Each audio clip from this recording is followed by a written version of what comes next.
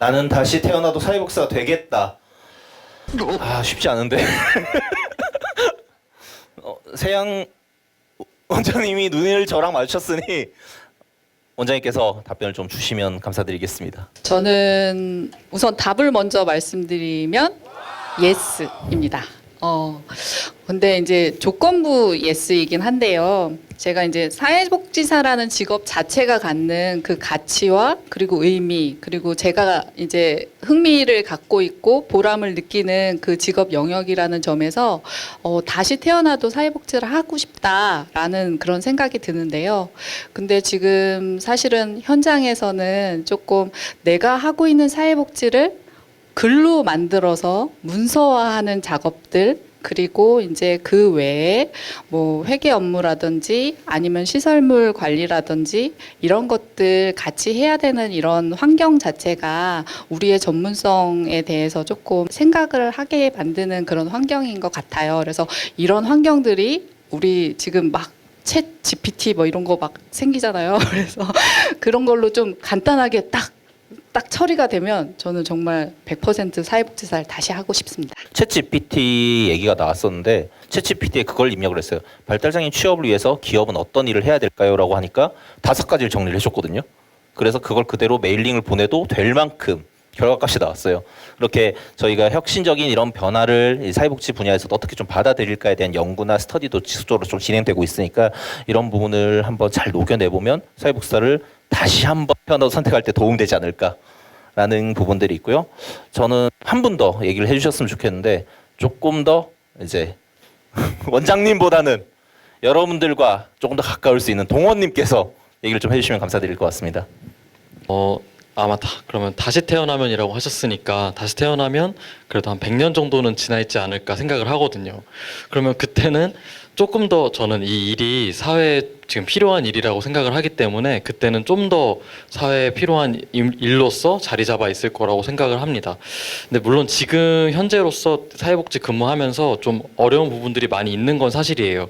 그래서 아까 사협회에서도 얘기해 주셨던 것처럼 처우 개선이 매년 이제 안건으로 올라올 만큼 그런 부분들이 많이 해결돼야 된다고 생각을 하는데, 근데 사실 사회복지 분야가 아니더라도 다른 직종에서도 좀 어려움이 있는 건 맞거든요. 그래서 각자 직종에 대한 장단점이 있다고 생각을 하고, 저는 제가 이 일을 지금 5년 좀 넘게 일을 하고 있는데 계속 하고 있을 수 있는 이유는 저랑 좀 적성에 잘 맞아서인 것 같아요. 저는 사람과 사람을 연결하는 일에 좀 많이 보람을 느끼고 있는데, 특히 후원 업무를 하면서 이제 다양한 사람들의 장점을 찾아서 그걸 필요한 곳에 연결을 하고 이제 후원자도 보람을 느끼고 이제 받은 분들도 행복해 하시는 모습을 볼 때 좀 많이 행복함을 느끼는 것 같습니다.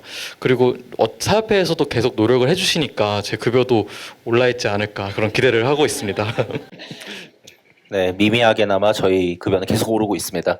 사협회가 조금 더 노력해서 더 많은 금액을 좀 높여주시면 저희 참 좋을 것 같고요. 그리고 다시 태어나도 사회복지사를 할 수 있도록 계속적으로 서사협이든 함께 노력하고 있는 부분들이 있으니까 여러분들에게 이런 부분이 참 도움이 되면 참 좋을 것 같은데요. 다음 질문 한번 알아보도록 하겠습니다.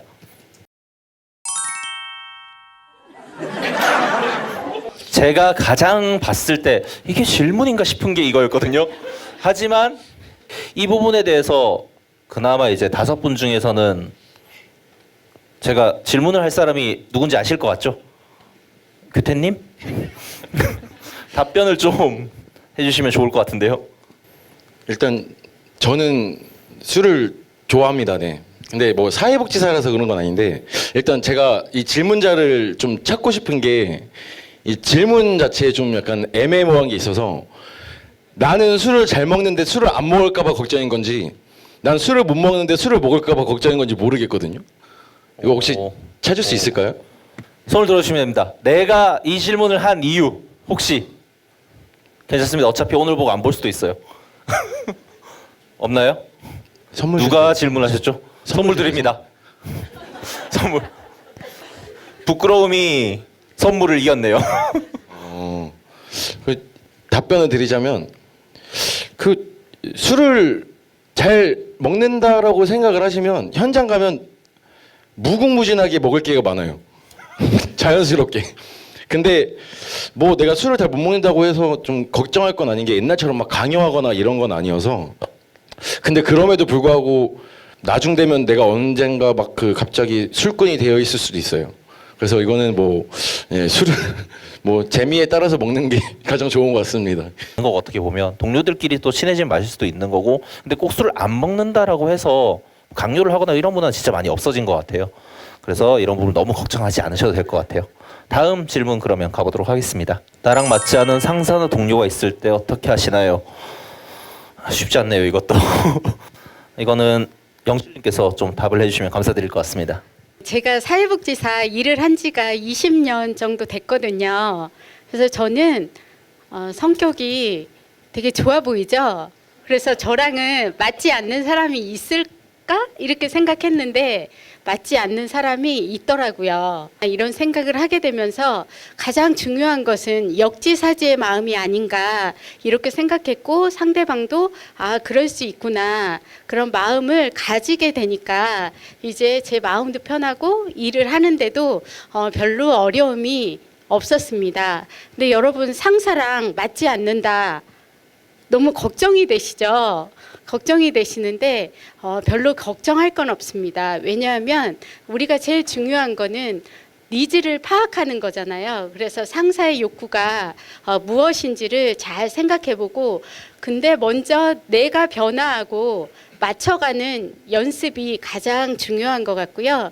또 동료랑 맞지 않을 때는 그 동료가 좋아하는 음료를 책상에 갖다 놓는다든지 저 같은 경우는 작은 손메모를 그렇게 해준 적이 있거든요. 예쁜 글씨로 이렇게 손메모를 했을 때 마음이 좀 바뀌는 그런 경험들을 많이 했습니다. 정말 이 사람이 정말 좋은데 나랑은 맞지 않는다. 그럴 때 그 성향을 우리가 이해하고 또 인정하고 그렇게 한다면 우리가 맞지 않는 상사나 맞지 않는 동료하고도 잘 지낼 수 있을 거라 생각합니다. 여러분들도 아시다시피 어떤 조직이든 어떤 모임이든 이렇게 속하다 보면 나랑 100% 맞는 사람이 찾기 어려운 부분이에요. 근데 이걸 직장 내에서 만난다? 그럼 매일 출근해서 봐야 되잖아요. 분명히 어려울 수 있어요. 근데 말씀해 주셨던 그런 부분 중에서 역지사지라는 그런 마음이 참 있으면 좀 저도 좋을 것 같은데 저도 내일 출근을 하면 누군가에게 커피를 한 잔 놔야 될 것 같은데 말해놓고 좀 이상한데 아무튼 도전해 보겠습니다. 저도.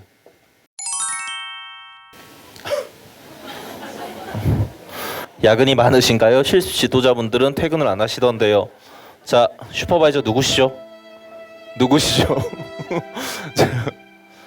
퇴근을 안 하는 슈퍼바이저 가슴 아프실 거. 그러니까 이거는 제가 느끼기에는 실습생분이 우리 선생님이 퇴근을 안 하셔서 너무 힘들어 보이셔가지고 질문을 하신 게 아닐까라고 생각 드는데 나란님이 혹시 좀 대답해 주실 수 있으실까요?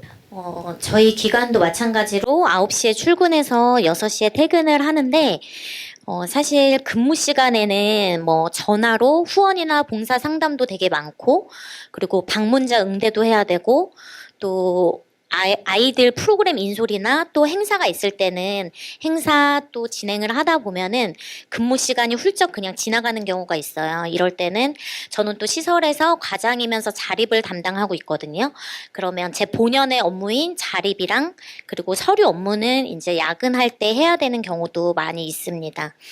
그리고 아동 생활시설이다 보니까 아무래도 아이들이 학교 후에 프로그램을 진행하거나 아니면 상담을 해야 되는 경우도 있고 또 아이들이 갑자기 뭐 아파서 병원에 가야 되는 경우, 응급한 경우 그런 경우가 있는데 사실은 이런 일이 매일 벌어지지는 않거든요. 저도 이제 사회복지에서 근무한 지 10년이 넘었는데 사실 제가 처음에 근무할 때보다는 야근이 많이 줄어든 것도 사실이어서 너무 야근에 대한 부담을 갖고 계시진 않았으면 좋겠고 또 갈수록 저희가 사회적으로도 근무 시간 내에 일을 처리하는 사람이 일을 잘하는 사람이다라는 인식도 조금 있는 상황이어서 그런 부분에 너무 부담 갖지 마시고 그 생활시설의 특성상 필요시에는 할 수도 있다라는 정도로 인식하시면 좋을 것 같습니다.